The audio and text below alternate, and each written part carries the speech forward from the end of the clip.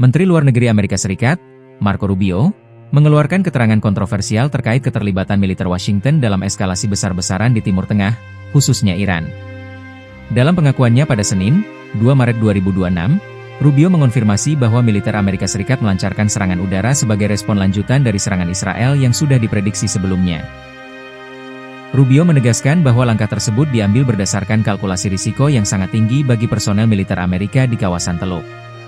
Keputusan Amerika Serikat melancarkan serangan udara terhadap Iran disebut sebagai langkah antisipatif setelah Washington meyakini Israel tetap akan menyerang Teheran dan bahwa pasukan Amerika pasti menjadi target balasan. Penjelasan terbaru ini disampaikan Menteri Luar Negeri Marco Rubio di tengah perdebatan sengit di Kongres mengenai alasan dan tujuan perang. Rubio menegaskan bahwa risiko balasan Iran sudah diperkirakan sejak awal.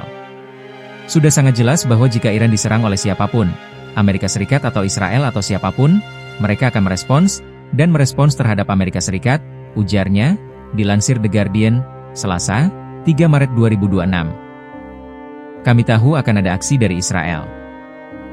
Kami tahu itu akan memicu serangan terhadap pasukan Amerika, dan kami tahu bahwa jika kami tidak menyerang mereka lebih dulu sebelum mereka meluncurkan serangan tersebut, kami akan menderita korban yang lebih besar, kata Rubio. Wakil Presiden J.D. Vance dalam wawancara dengan Fox News pada Senin malam menekankan bahwa tujuan utama Amerika Serikat adalah memastikan Iran tidak memiliki senjata nuklir. Presiden ingin menjelaskan kepada Iran dan kepada dunia bahwa ia tidak akan berhenti sampai ia mencapai tujuan yang sangat penting itu, yaitu memastikan bahwa Iran tidak dapat memiliki senjata nuklir, kata Vance. Vance selama ini dikenal sebagai anggota kabinet Trump yang paling skeptis terhadap intervensi militer, dan lebih jarang berbicara mengenai aksi AS di Iran dibandingkan Rubio. Sejak konflik dimulai, AS dan Israel telah melancarkan gelombang serangan udara di berbagai wilayah Iran. Teheran membalas dengan serangan drone dan rudal ke negara-negara sekutu AS di Timur Tengah. Kampanye udara tersebut menewaskan sejumlah pemimpin militer dan politik tertinggi Iran, termasuk pemimpin tertinggi Ayatollah Ali Khamenei. Militer AS mengakui 6 personelnya tewas, sementara Bulan Sabit Merah Iran menyatakan lebih dari 500 orang meninggal di dalam negeri akibat serangan. Iran sendiri membantah tengah mengembangkan senjata nuklir.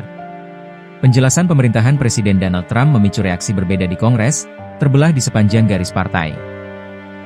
Partai Republik membela langkah Presiden, sementara Demokrat menilainya sebagai konflik yang tidak perlu dan tanpa strategi yang jelas.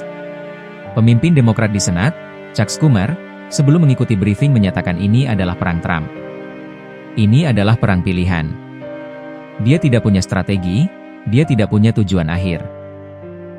Setelah keluar dari ruang pengarahan, Schumer mengatakan para anggota parlemen mengajukan banyak sekali pertanyaan, namun menurutnya jawaban para pejabat pemerintah sepenuhnya dan sama sekali tidak memadai. Bahkan bagi saya, briefing itu justru menimbulkan jauh lebih banyak pertanyaan daripada jawaban. Wakil Ketua Komite Intelijen Senat dari Partai Demokrat, Mark Warner, mengaku khawatir dengan implikasi ketika AS pada dasarnya terseret ke perang baru akibat dinamika dengan Israel.